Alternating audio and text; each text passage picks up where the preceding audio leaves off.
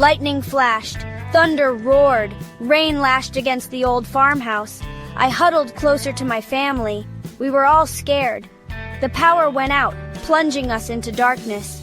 It was almost midnight. Dad lit some candles, casting flickering shadows on the walls. My little sister Lily whimpered. I held her hand tight, trying to be brave. The storm raged on, the wind howling like a hungry wolf. We sat in the living room, listening to the storm's fury. Each crash of thunder made us jump. I wished the storm would go away. I wished the lights would come back on. Most of all, I wished it was morning.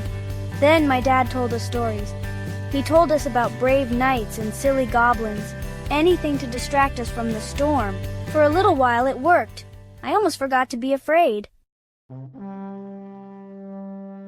Suddenly, a blinding flash of lightning. The thunderclap was immediate, shaking the house. And then I saw him, a man, standing in the field just outside the window.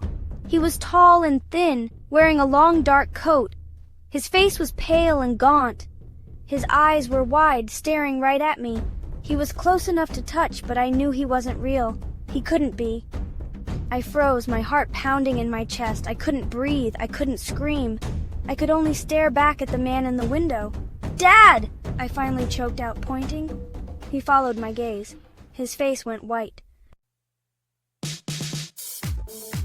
Dad grabbed a flashlight and ran outside. I watched from the window, terrified. The storm was still raging, but Dad didn't hesitate.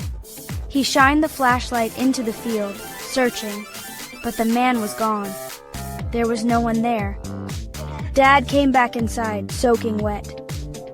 He shook his head. "There's no one out there," he said, his voice tight. Must have been the shadows playing tricks. But I knew what I saw. I knew it wasn't a shadow. It was a man, and he was staring right at me. Later, when the storm had passed and the sun began to rise, Dad sat me down. He looked serious. He told me about the history of our farm, Shadow Creek Farm. He told me things he'd never told me before.